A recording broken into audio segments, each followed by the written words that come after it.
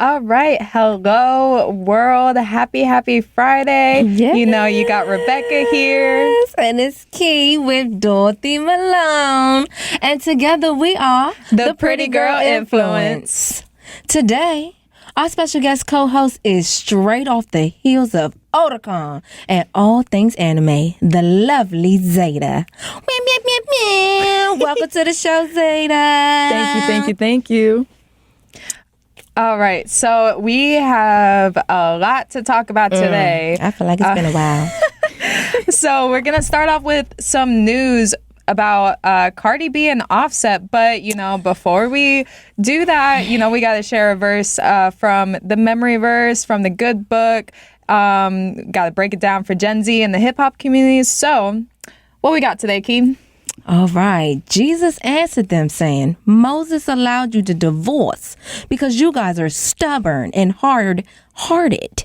But let me tell you, from the beginning of creation, God made them male and female. That's why a man will leave his parents and stick with his wife.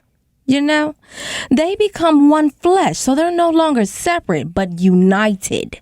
So what God has joined together, don't let anyone break that bond. You heard me? That comes from Mark chapter 10, verse 5.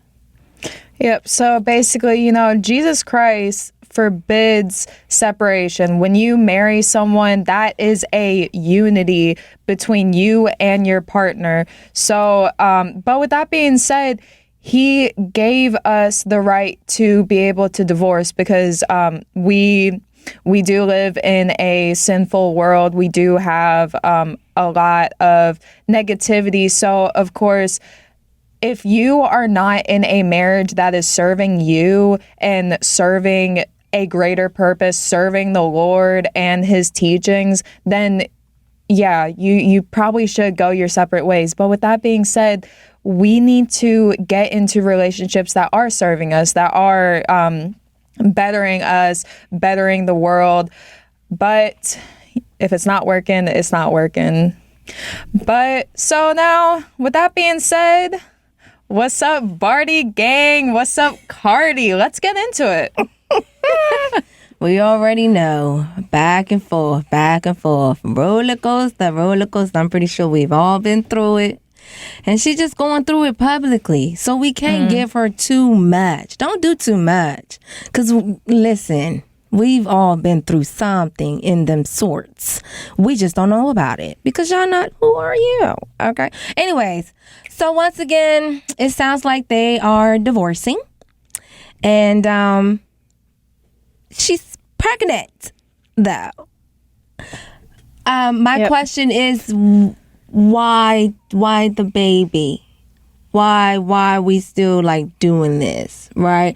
Like you had told me like they're besties, and that's okay. So why can't we just keep it at being at besties? Why we got to keep doing the stuff that married people do unless you're trying to work on your marriage. Like, well, I want to know what's going on. And then why do it publicly? You know, granted, you can't hide too much from you know, the people that be all up in your business, but what y'all got? Like, what do we think is going on right now? Well, Cardi B did say publicly, I think a few years ago that when her and Offset have this like on again, off again relationship, like she has been saying that they are trying to work on their relationship. Like, I mean, we have all seen couples and, you know, sometimes we've been those couples where it's like, you know, I can't stand you. I can't stand what you're doing. I need to separate myself from you. But wait a minute. I do want to work on this because I do love you. I do have love for you. Let's try to work this out. But then at the same time, there has to be some kind of boundaries. And I feel like there have been boundaries that have just kept getting crossed. But she did make a statement saying she's tired of protecting people's feelings and she got to put herself first. Yeah. And I'm hoping that after this third baby, which is so cute, by the way, because let me tell you, we was at the awards when she performed and we did not know she was knocking that. Yeah. Mind you, we had on like the same type of clothing, the big shirt, dress. Come on. Yes, we part of the gang. So don't ever think that we trying to be shady. None of that. We care about you, Pooh. And as a woman, like, we know it's hard. So no judgment here for sure. But speaking of exes, girl, it's a whole thing going out there. A big old Poe asking like, should we keep our gifts from our exes? All right, so Zay, how do you feel about that? Do you feel like if an ex gives you something, but well, like when y'all were together, of course, but y'all broke up, maybe you might be in a new relationship, maybe you're still single, like would you keep that gift from an ex? Well, I see it as like it's a sentimental thing, but then again, it also can, cause issues because you're thinking about that same person that you broke up with like way back. So, I see it as a, how do I say, like, it's not good to keep from like people that you had experienced trauma from, especially if you feel like some past of a relationship, unless you broke up in a good way. But if it was a bad way, then don't keep it, because energy you get from other people, it transfers. So it depends on who you took that relationship with. For sure. Okay, yeah, For sure. yeah, for sure. I love that response. So me personally, okay, listen.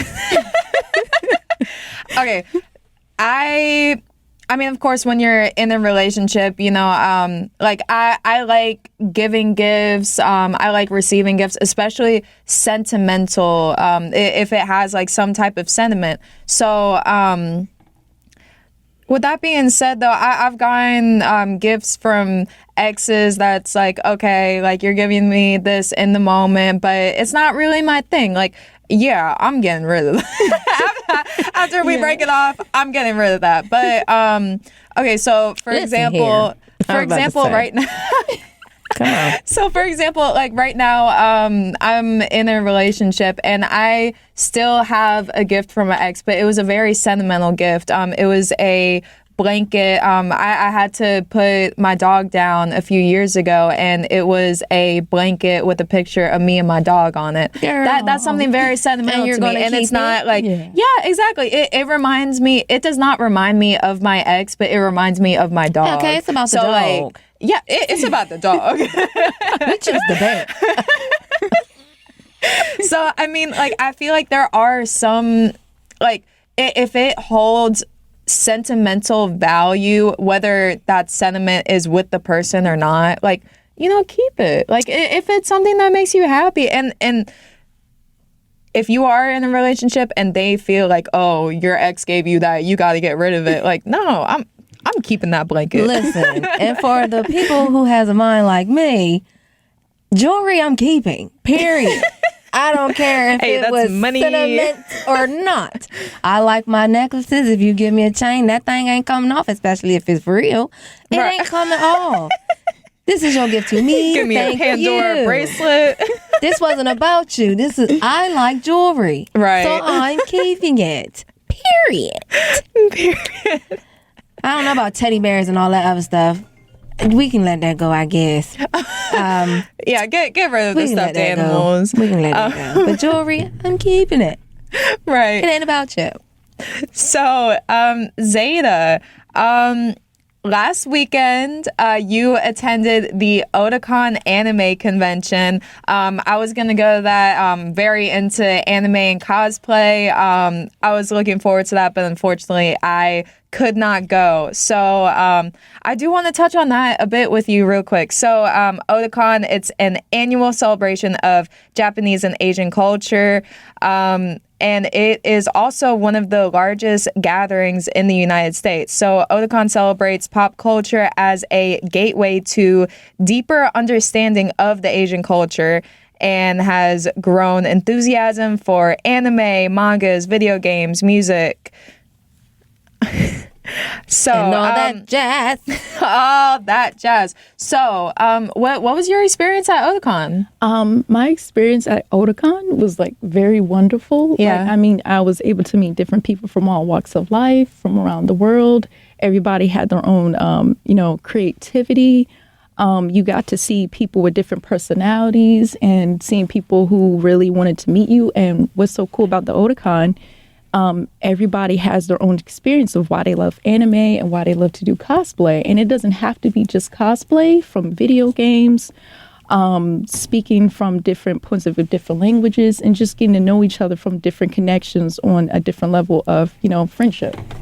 Lovely. Okay, so what exactly, and I'm asking this as a cosplayer myself, but how do you view cosplay? Like, if you, some of our listeners, they don't know what cosplay is. They know those anime nerds. Is it me you're looking for? Hello. So what's up? Educate the people. What's up? Okay, so, cosplay, well, I'll use examples which people might understand easily. It's like Halloween almost, but in an anime version. I love that. That is honestly the exact same way that I describe it too. I love that. I love that. I was about to ask, what's the the biggest wow costume cosplay outfit you saw? Well, it was very unique. I'll say that. I know some people might know the main anime is Dragon Ball Z, Naruto, That's who I know. and Bleach and One Piece. And no, I don't know that. a lot of those animes, people use that as their, oh yeah, this is Dragon Ball Z. Like, for example, Goku. Goku was like one of the recognizable, logo for like Dragon Ball Z. Yeah. I seen that. You've seen it at parades. You've seen it at TV shows, just from anywhere. Even especially about Kiri Toriyama. Like, after when he passed away, people would, commemorate themselves to look at Dragon Ball Z because it brought everyone together, and it was all about peace and harmony. Oh, lovely. Yeah. We love that. I need some of that in my life. So what else did they have around there? Like, was you able to get samples of things? Like, tell me about it.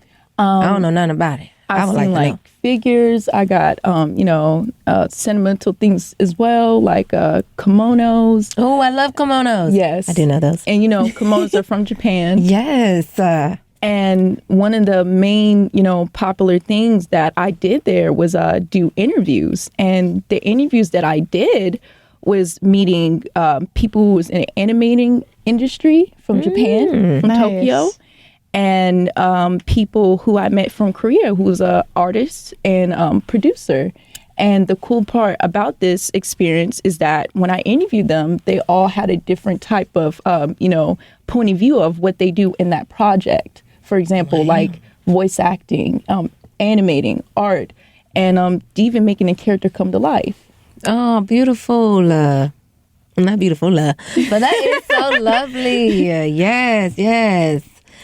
Oh, Lord. So can you speak Japanese? I could only speak a little bit of Japanese. Oh, let me hear some. So, I always do this and I practice. I'm still learning. When I say good morning, I say arigatou gozaimashita. When you want to say, good night, you say oyasumi nasai. That's good night. And when you want to say to someone, see you later, you say matane. And the reason why I'm pointing this out because if you say sayonara to someone, it means like goodbye forever. So matane means see you later. So it's more of I'll see you again. Right. And learning languages in different, parts of the world, I think like all of them have different meanings of leaving and stuff like that. Right. And you don't want to say certain stuff. It's like being rude, basically. And that's what they be trying to tell us here in English. Don't say bye to me. Say see you later. Yeah, see you later. Say It's see you not. later. It's not a I'm bad. like, dang, all right. See you later, dang. So, That's understandable. So, when did you start learning Japanese? What inspired you to start learning Japanese? What inspired me to learn Japanese was cherry blossoms, going to the festival in Washington, D.C. Nice. And inspiration from what I see, like vlogs from Japan, like Tokyo, and just seeing people from just anime. So it's all different types of point of views. Like some people say, well, I love Japan because of anime. I love Japan because all of the things that I see a part of the culture that make it what it is. Yeah. For example, just like wearing kimonos, seeing the food, like ramen, which is like everybody's favorite food. Yeah. And just having a different viewpoint of like speaking a language because you really get to speak to people from like that internationally. Oh, man. Yep. Oh, So, man. Sounds free. and It this, sounds fun. oh my gosh, this is why I love like anime conventions and just like conventions in general, spaces where we get to share cultures and appreciate other people's cultures. And I love it. Like that's what these spaces are all about, and we do it in such a respectful, loving way. So Zeta, where can we find you at? For the people, where can they check you out at online? So if you want to follow my Instagram, it's Sakura_Yuki32. And to me, spell it out for anyone who's listening, it's SAKURA_Yuki32. So, Japan, very innovative, right?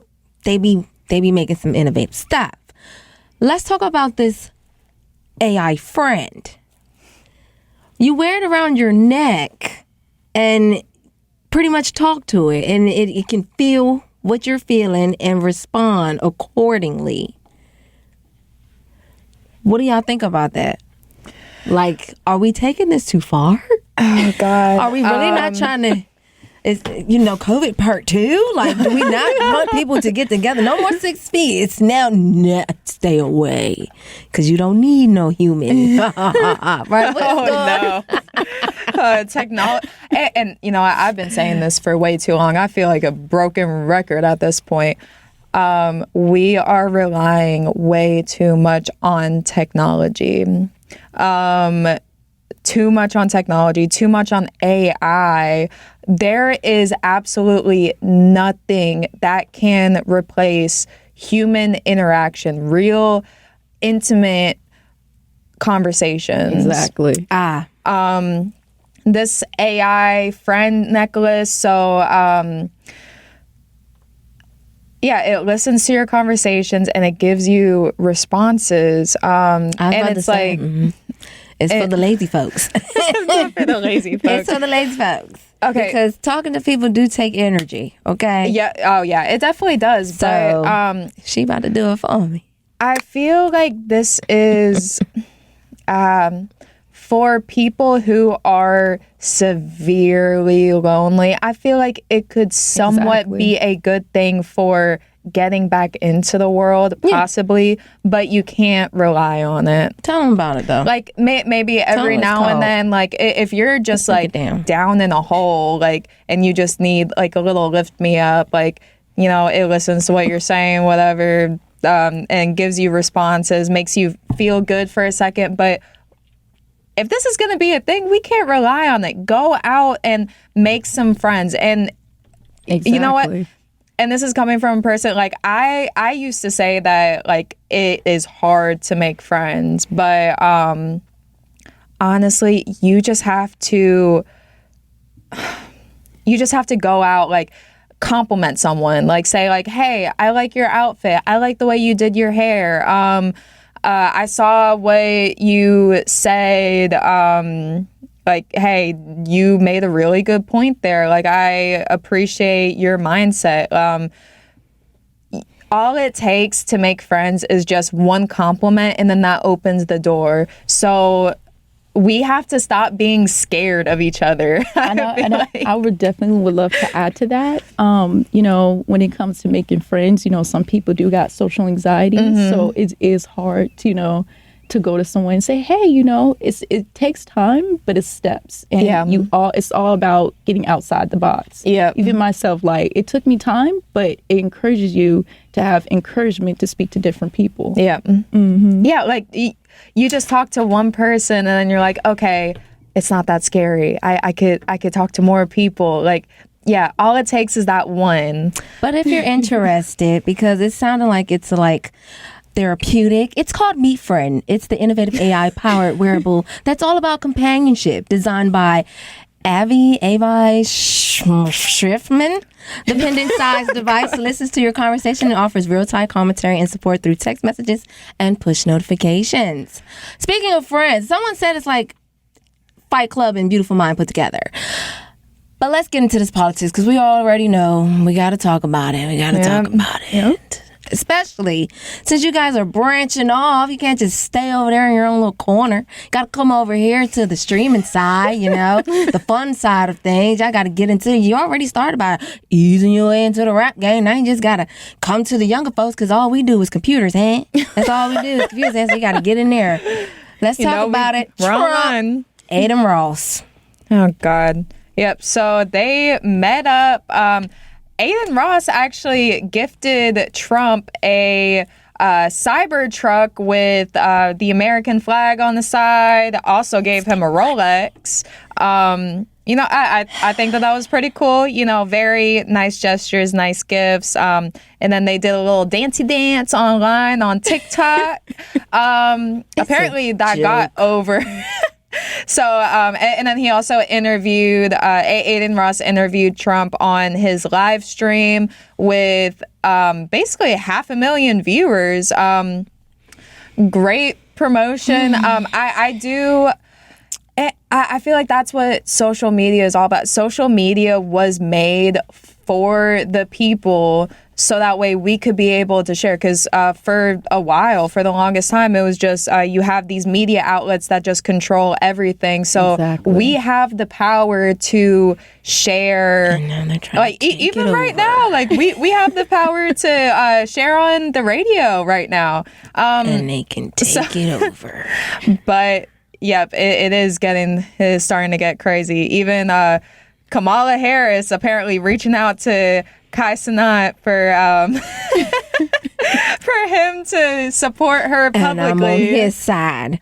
Leave me alone. I am not into politics like that. He was going crazy on his live stream. I thought he almost broke his table. He always breaking something. He always breaking something. Leave me alone. And I definitely understand why, because some people want to stream for like their community who want to have fun, gaming, talk about different stuff, and just have a fun time. Yeah. Some people don't want to involve their stuff about politics because in this world, the world is not nice. Yeah. So you want to take your mind off of real quick, real life, and look at someone do you really enjoy watching, like coming home from work, right?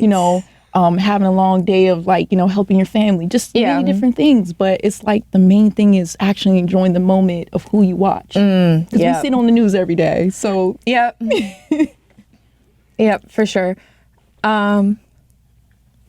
So speaking of social media, news and social media.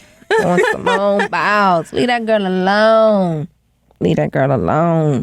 Because who are you? Can you flip like she do? Right. Are you a gold medal, an Olympic gold medalist? Please. And you know what? She gotta say. As somebody, I grew up doing gymnastics from the age of 7 to 16. So now, granted, I was not on Simone Biles' level. I'd definitely give it to her. We used to look at her and Gabby Douglas growing up, and like, Gabby. Oh my God, I want to be like them. People are online trashing Simone Biles because her hair was a little messy while she was out here doing these flips and in this hot weather. Keep in mind, it is the middle of summer and she's doing all these flips, all these different events, winning gold medals, and you're gonna talk about this. She got many other things to her focus hair wasn't on. even that bad. Not breaking her bones, okay? Not getting into a severe accident. She got way more things to be thinking about than her hair. She is not her hair. Right. Okay, come on now. Leave that alone. Like, listen, what are they expecting from her ballroom hair? That stiffness. Exactly. No, I got time for that. And then you got to think about it as well. Like, when you're doing gymnastics, you're flipping with all the gravity. You're sweating from your head. Yeah. To your toes. Especially with her hair texture, it's going to stick up. It's the humidity. It's naturally you're a human being. She isn't a robot. Right. Yeah. They act like they don't go through struggles themselves. But at the same time, a lot of folks are lazy nowadays. All they do is sit and watch and criticize. Right. So again, moving forward in life to everyone, why do we care what people think? Don't care what people think. Right. Also, real quick, it's always when you are winning. I heard somebody make this point like a few days ago. I forgot exactly where, but when you are winning, you are going to uplift others who are winning. But if you know you're not winning, you're going to talk bad about the people who are winning because you can't be them. You can't be Simone Biles. Okay. You just can't. But So with that, keep that in y'all heads because listen, I know you think he's hot. oh god.